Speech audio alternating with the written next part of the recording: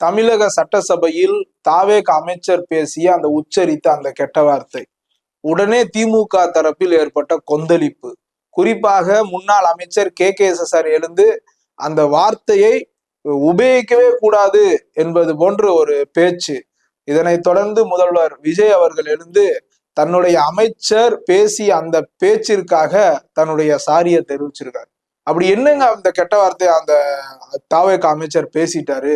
உலகிலேயே அவ்வளவு பெரிய மோசமான வார்த்தையா அந்த கெட்ட வார்த்தை? காதில் கேட்க முடியாத வார்த்தை அந்த கெட்ட வார்த்தை, நான் கூசக்கூடிய வார்த்தை அந்த கெட்ட வார்த்தை. அந்த கெட்ட வார்த்தை வேற ஒன்றும் அல்ல, தாவேக அமைச்சர் சொன்னது கருணாநிதி என்று உச்சரித்து விட்டார். இப்ப கருணாநிதின்றது இவ்வளவு பெரிய கெட்ட வார்த்தையா? கருணாநிதிய கருணாநிதின்னு அழைக்காம எப்படி அழைக்கலாம்? அதுல கலைஞர் என்று அழைக்கமா? நீங்க அழைச்சிக்கங்கப்பா. திமுக உடன்பிறப்புகள், திமுக சட்டமன்ற உறுப்பினர்கள், திமுக முன்னாள் அமைச்சர்கள், கலைஞர்னு அழைங்க, தமிழின தலைவர்னு அழைங்க, என்னும் அழைங்க. எதற்காக கெசட்ல இல்லாத பேரை கலைஞர் என்று அழைக்க வேண்டும்?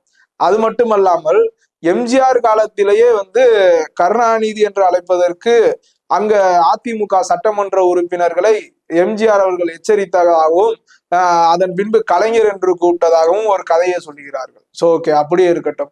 அம்மையார் ஜெயலலிதா அவர்கள் முதல்வராக இருந்த காலகட்டத்தில் அதிமுகவை சார்ந்த உறுப்பினர்கள் மேடை பேச்சிலையும் சரி, சட்டமன்றத்திலையும் சரி, யாராவது கருணாநிதியை கருணாநிதி என்று குறிப்பிடாமல் கலைஞர் என்று குறிப்பிட்டார்களா?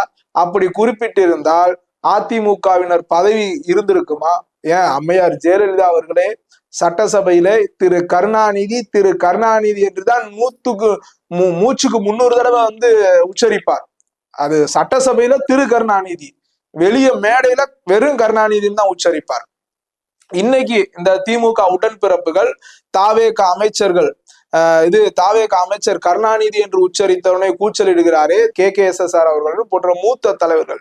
2016 அம்மையார் ஜெயலலிதா அவர்கள் சட்டசபையிலே கருணாநிதி என்று தொடர்ந்து உச்சரித்த போது, அதற்கு முன்பு நான் சொல்றதுக்கு ஒரு டைம் 2016, ஆனா அவர் எப்போது முதலமைச்சராக பதவியேற்று எப்போது சட்டசபையில முதல்வர் அம்மையார் ஜெயலலிதா அவர்கள் பேசினாலும் கருணாநிதி என்று தான் குறிப்பார்கள். இதுக்கு OPS வேற முட்டு கொடுக்கிறாரு, கலைஞர் என்று கூப்பிட வேண்டும் என்று. OPS அவர்கள் அம்மையார் உயிரோடு இருக்கும் வரை கருணாநிதி என்று தான் உச்சரித்தார். கலைஞர் என்று உச்சரித்தா அவர் பதவி போயிருக்கும், பதவியை பிடுங்கியிருப்பாங்க. ஒரு சின்ன உதாரணத்தை நம்ம சொல்றோம். 2016, அதாவது எப்போதெல்லாம் கருணாநிதி அவர்கள் தோல்வி அடைந்து எதிர்கட்சி அந்தஸ்துக்கு போகிறாரோ அப்ப எல்லாம் சட்டசபைக்கு செல்ல மாட்டார். அந்த பதவி பிரமாணம் செய்வதற்கு மட்டும்தான் சட்டமன்றத்துக்கு போவார். அதன் பின்பு சட்டசபைக்கே செல்வதை தவிர்த்து வரக்கூடியவர் தான் கருணாநிதி. இதற்கு முக்கிய காரணம் என்னென்றால், அம்மையார் கேட்கக்கூடிய கேள்விக்கு கருணாநிதி அவர்கள் அங்கு சட்டசபையிலே பதில் சொல்ல முடியாது.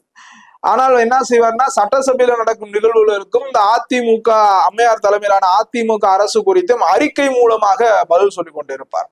அப்படி 2016 அம்மையார் ஜெயலலிதா அவர்கள் முதல்வராக இருந்த போது கச்சத்தீவு குறித்து ஒரு அறிக்கை ஒன்றை வெளியிட்டு விமர்சனம் செய்கிறார் அதிமுக அரசை. அடுத்த நாள் சட்டசபை கூடுகிறது. எதிர்கட்சி தலைவராக இருக்க அப்போதைய எதிர்கட்சி தலைவர் திரு ஸ்டாலின் அவர்கள் மற்றும் திமுகவினர்கள் எல்லாம் அமர்ந்திருக்காங்க. அம்மையார் அவர்கள் எழுந்து அறிக்கை வெளியிட்ட கருணாநிதி அவர்களுக்கு பதில் சொல்லுகிறார். திரு கருணாநிதி என்றுதான் குறிப்பிடுவார். அப்போது கச்சத்தீவு குறித்து திரு கருணாநிதி அவர்கள் அறிக்கை வெளியிடக்கூடியவர். அவர் இந்த சபையின் உறுப்பினர், சபையில பதில் சொல்லலாமே. கச்சத்தீவு குறித்து பேசுவதற்கு திரு கருணாநிதிக்கு அருகதை இல்லை. அப்படி ஃபுல் அண்ட் ஃபுல் அவரோட ஸ்பீச் பாத்தீங்கன்னா ஒரு 6 நிமிஷம் ஸ்பீச் இருக்கும். அதுல கிட்டத்தட்ட கருணாநிதி பெயரை உச்சரிக்கும் பொழுதெல்லாம் திரு கருணாநிதி, ஏன்னா சபை நாகரிகம் அங்க திரு சொல்லித்தாங்க, யாரா இருந்தாலும் திரு கருணாநிதி என்றுதான் உச்சரிப்பார். அப்போது இந்த திமுகவினர் அல்லது மூத்த தலைவர்கள் அந்த அம்மையாரை எழுத்து கேள்வி கேட்க துணிவு இருந்தா, எங்க தலைவரை நீங்கள் கருணாநிதி என்று கூறக்கூடாது, கலைஞர் என்று தான் கூற வேண்டும் என்று துணிவு இருந்ததா? ஆனால் கூச்சலிட்டார்கள்.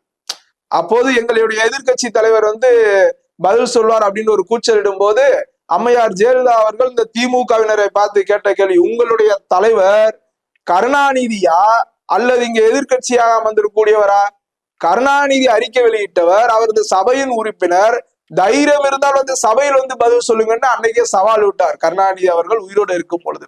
அது மட்டும் இல்லாமல் 2004 அம்மையார் அவர்கள் முதல்வராக இருக்கும்போது இதே மாதிரியா தான். எப்போதெல்லாம் அம்மையார் அவர்கள் முதல்வராக இருக்கோ அப்போதெல்லாம் சட்டசபைக்கு வருவதற்கு கருணாநிதி அவர்களுக்கு துணிவு இருக்காது.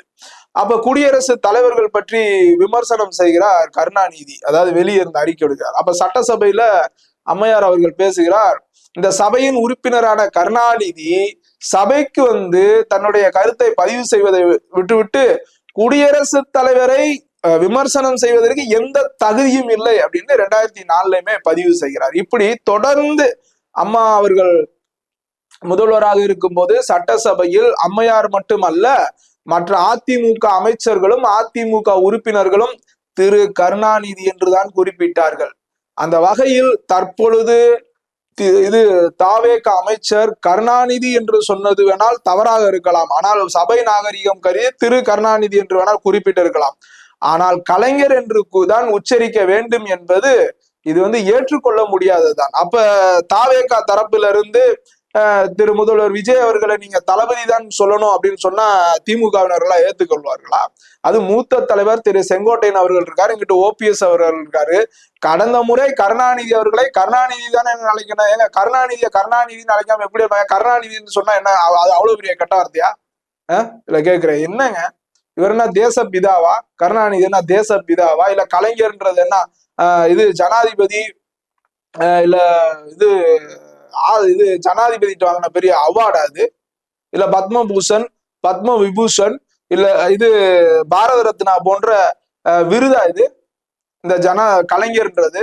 அந்த வகையில் நிச்சயமாக முதல்வர் விஜய் அவர்கள் இது குறித்து சாரி கேட்டதே வந்து ஏற்றுக்கொள்ளக்கூடியது. இருந்தாலும் அவருடைய பெருந்தன்மை, ஒரு மூத்த தலைவர், சரி இனி உங்க தலைவர் குறித்து பெயரை சொல்லி கூப்பிட்டது தவறுதான், அது குறித்து நான் சாரி கேட்டுக்கிறேன் அப்படின்னு சொல்லியிருக்காரு.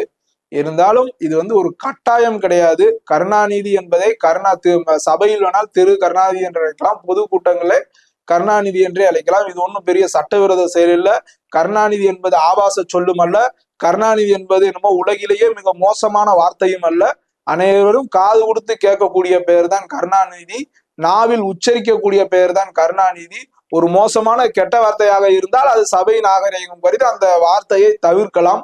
அந்த வகையில் தங்களுடைய தலைவர் கருணாநிதி பெயரை வந்து உச்சரிப்பதே தவறு, அது ரொம்ப மோசமான வார்த்தை என்பது போன்று இது ஆளும் கட்சியினரோ திமுகவை எதிர்க்கக்கூடியவர்கள் சொல்ல, திமுகவினரே இப்ப சட்டசபையில் பேசி கொண்டிருப்பது மிகப்பெரிய கேலி கூத்தாக இருக்கிறது.